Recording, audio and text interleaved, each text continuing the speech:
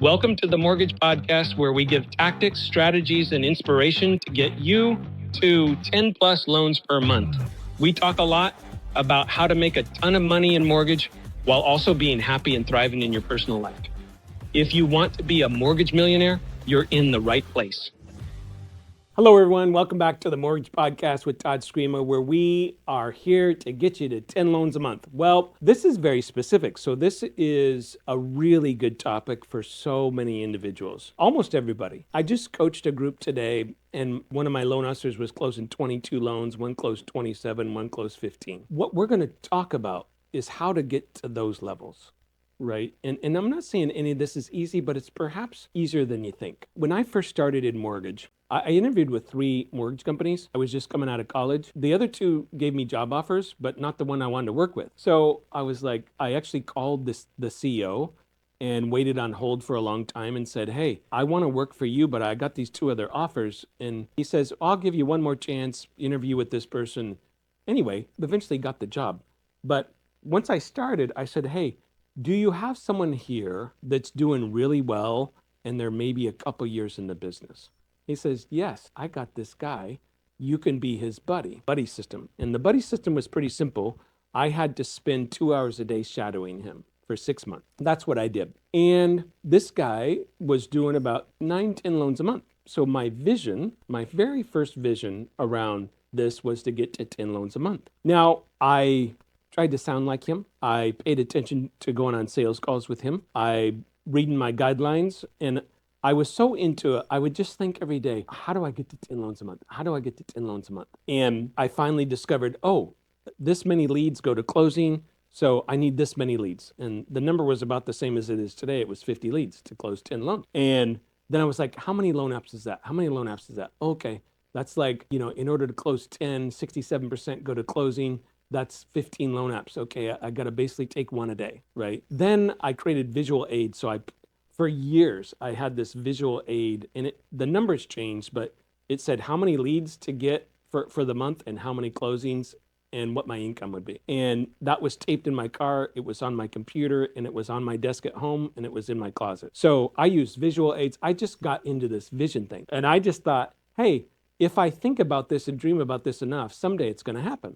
And that's exactly what did happen. The reason I share all that with you is if you do these 5 things I'm going to cover, you're going to close 10 loans a month. You see, now, 32 years later, things are much more clear to me. And I want to share that clarity with you so that you can be successful, so that you can close a lot more loans. And so I'm going to go in order of how this works, but I want you to think about each one.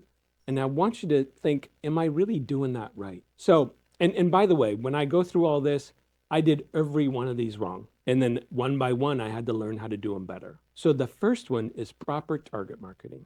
There was some stats. I actually verified this with one of our realtor coaches, Marjorie Adams. I said, hey, at our last event, I'm like, did 74% of realtors literally not close a deal last year? And she said, yes. That wipes out 70% of realtors, say, in today's market, or 74%. So of the, let's just call it 25% left, who are they? And how many deals are they doing? And where is my avatar? Avatar is a fancy word for target market. Who's my avatar? You have to pick your own avatar. But what I will tell you is it's pretty much going to be like the top 10% of whatever group you're going after. That's pretty much always the target market. Because the problem is, if you call on people doing no business, it's a total waste of time. If you call on people doing a little bit of business, that's also almost a total waste of time. Not always. Sometimes and I've done this where you happen to meet someone and they're just getting started and then they just take off fast, right? And you become their business partner. So that's not always the case, but you could even target market them. Say, look, I'm going to target market, say, realtor.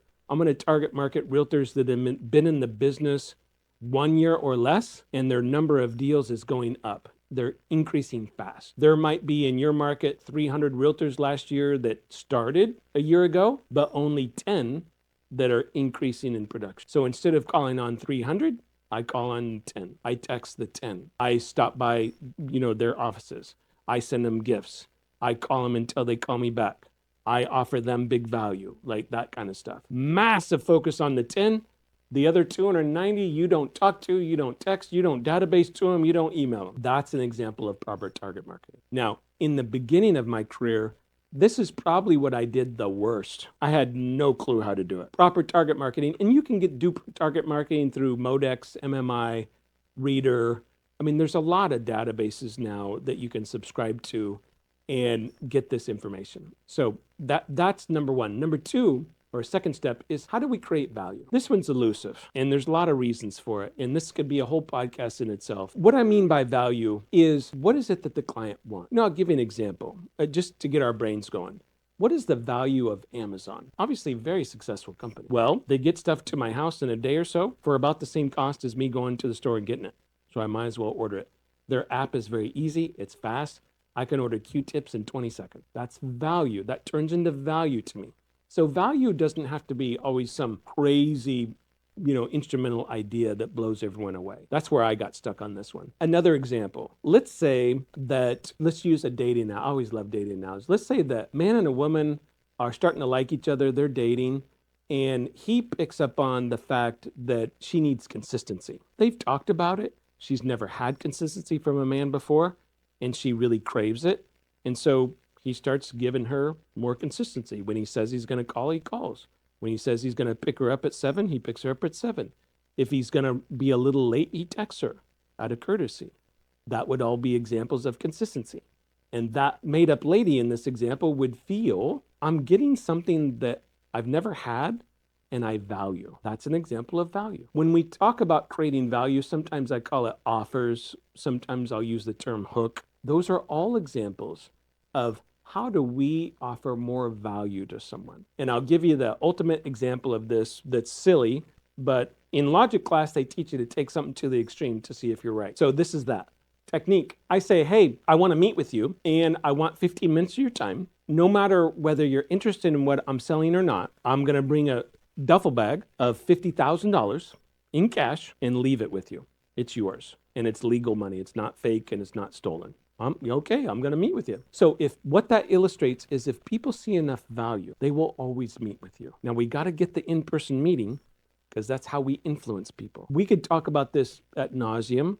I'll give you one more example. And I use this in Jolt right now. We found a database that we paid for that has every single investor in America and that own 5 or more homes, and they've bought at least one home in the last year. We got the database for the entire United States. Then our dialers, our appointment setters, called agents and said, hey, would you meet with Todd for 15 minutes? He's a lender, and he developed this list. He's got 10 investors in Dallas that own 50 or more homes, and he wants to work this list with you and co-market with you because these people are buying 2 or 3 homes a month and selling 2 or 3 homes a month. And you could probably get another 10 or 20 deals from 1 or 2 of them. A lot of times they say yes, because what's the realtor want? The realtor wants listings. The realtor wants commissions. That's a pretty easy script to say yes to. And it's great value and it's truthful. So that's an example. So we've got to offer something of value. I spend some time on this one because I think a lot of people don't get this one. It's like and I'll just beat up on men for a second. Men get married and they're like, oh, I got the woman, I'm married, I'm good. No flowers anymore, no dates, no back massages, no help with the kids. Like, I'm good, I'm married. It's a contract, baby. We all know how that ends. We have to add value. Our job is to serve. And that's what's behind this, Okay. And the better way that you present that, the better way that you present it in this nice little package, this nice little bow, then, oh, that's great, okay? Now, number 3 is outbound calls. Now, this one I actually got right. This is the main one I did right. I had a mentor tell me to make 30 calls a day, and that's what I did for years. I'm gonna say I never had a bad month. After I became established, I rarely had a bad month because I just contact a lot of people. Now, that same mentor said something to me that really made a big difference for me. He says, look, out of your 30 calls a day, 10 of them need to be people you don't know that you want to get to know. When I figured out how to call people I didn't know, offer something of value, I found that 20% of the time I would get an appointment. So if you're doing the math, if I made 10 calls, I always got 1 or 2 appointments with people I didn't know. Well, if you think about that, I'm meeting 5 to 10 new people a week that I didn't know. I don't close every one of them, but I'll close about 20% of them and those become accounts for me. So I got really disciplined on outbound calls. And it's probably, if you were asking me in sales, the number one thing I did right, that was it. Proper target marketing, create more value, outbound calls. Now, by the way, on outbound calls, I have found, I know this is a shocker to you, that 99% of salespeople will not make outbound calls. They'll make them for one day and then not the next. They'll make them 2 weeks from now and then not the next. They'll make 5 instead of 30. And my encouragement is just to outsource it. I'm being literal. I am not making fun of people. I'm not trying to be mean. Just hire someone to do it. There's VAs that can make calls for you. Your kids can make calls for you. Your LP1 or 2 can make calls for you. You can hire a call service. Like, there's so many options. Just have people call and set appointment. That's my advice. Number 4 is a formal sales process. Again, big topic, but let me simplify it for you. If you meet with someone, and I teach a process that a lot of people know called the two-step close, but let's make it even simpler. If you meet with someone and you show genuine interest and you ask a ton of questions to really understand them and get to know them, and you have any way of helping them with whatever that thing is, and you tell a signature story that I just did a podcast on so that they get to know you a little bit, they see your heart, you will close a good percentage. Let me say it again. Sales process where people go wrong, thousands of hours fighting with people about this one. They always say, Todd, I do all that. Then I'll go on a sales call with them and they don't do it at all. I'm like, dude, that sales meeting was all about you. That meeting was all about you. You said I 52 times. So this sales process sounds simple. It is simple. It's really hard to get selfish salespeople like us to be that serving. Let me say that one more time. It's really hard to get selfish salespeople to be of service, to be interested in someone else, to want to help someone else, to show genuine concern about someone else. It's hard.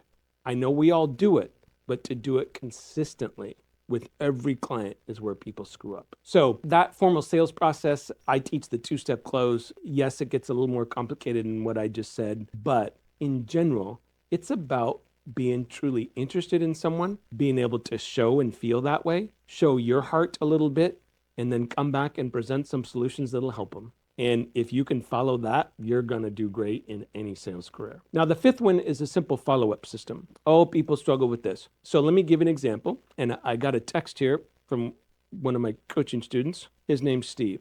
So Steve, I talked to him yesterday. He left me a voice text saying, hey, this follow-up stuff really works. So I said, well, what happened? He says, I just got 5 appointments and 2 deals. I'm like, how did you do that?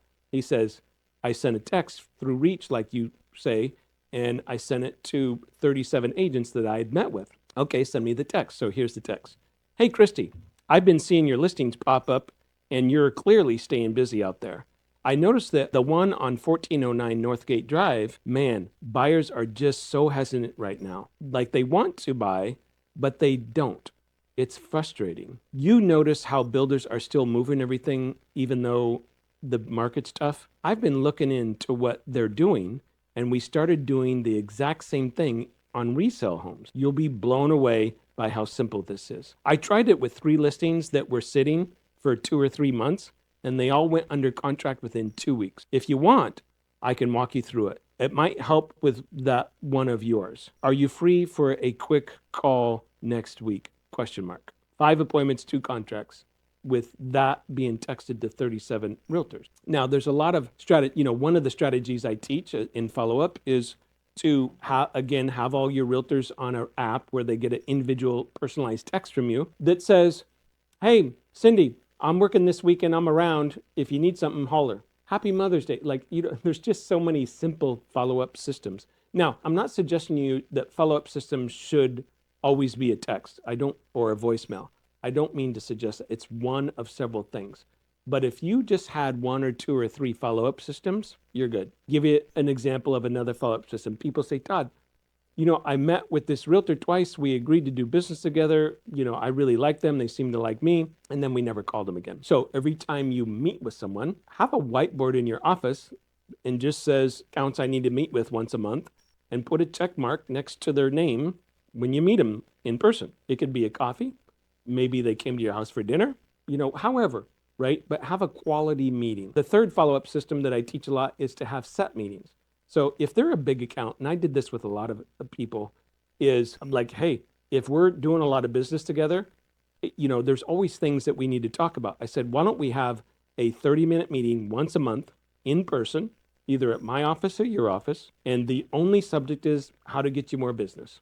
That's all we're going to talk about for 30 minutes every month. That's appealing because they're like, oh, 30 minutes every month just to talk about how to get me business. Okay. You want to see them because out of sight, out of mind. So let's say that you just did these three things: a text every 2 weeks, and you had the whiteboard in your office, and you, on the bigger accounts, you had preset meetings that every 1 month or every 2 weeks, depending on how big the account is.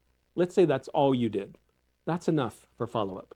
Now they're going to get your email drips and they're going to get your social, right? So there's other things that happen, but those are kind of automated. If you think about it in those terms and you're able to do those 5 things: really good target marketing, create simple value, do a lot of outbound calls, have a formal sales process, and a simple follow-up system, you're going to do great. You're going to make 40, 50, 80 grand a month or more, for sure. That may take a couple years of doing these things, but you will. And that's how you get to 10 loans a month. Now, I got some exciting news, and this is going to be a little self-serving, is I created a company called Jolt they do those 5 things for you. So we do all your target marketing. We create all the value. Offers change every 2 weeks. We do all your outbound calls for you. We do it, not you. On average, we set up 22 appointments a month. We teach you a formal sales process. So we coach on that every single week, what the sales process is and little bits and pieces of it, so we get really good. And we do part of your follow-up system for you. That is why I created Jolt, is because these 5 things can be done for you. Now, what that does for you is if you think about it, most of your time is spent taking loan apps and serving customers or meeting with referral accounts, such as builders and realtors. So I'm big into outsourcing. I'm big into things done for me. I actually think that a lot of companies will thrive the next 10 or 20 years on done for you. And the reason I say that is there's a lot of things going on in life. We're all very busy. If you can outsource something and automate something, it's almost always better than you trying to do it, because there's one thing that we all struggle with, and that's time. We only have so many hours in a day. And so in order to maximize in your work life, the things that make you the most money, it's those 2 things I said. It's meeting with borrowers and it's meeting with referral accounts. So if I can take you from doing that 2 hours a day to 6 hours a day, your income's going to triple. That's how it works. It's not in 1 month, but over 6 months, it works. This client who I just read that text from, he doubled his income the last 5 months in Jolt. He just gets so many appointments and he closes a certain percentage, and now he's doing the follow-up system. It's not easy, but it works. And last time I looked, making 40, 50 grand a month is never easy. So if you're of that mindset where you're like, hey, I really want to do something big, it may be something to look into, or you could just do it on your own. I hope that makes sense. My goal with all this is to take all my knowledge and to help people that really want to do something special in this industry. This podcast we just talked about on the 5 keys to 50 leads a month, this is how you do it. Yes, there's more details to it, but as an overview, that's exactly what you should be doing, okay? I hope that helps. You may want to send this to someone that's not even in the mortgage business, or someone that is in the mortgage business that wants to do great like yourself. If you would share it with one person, I would deeply appreciate it. It's how this stuff spreads and how we get proper information into people's hands. Have a beautiful week. I appreciate you listening.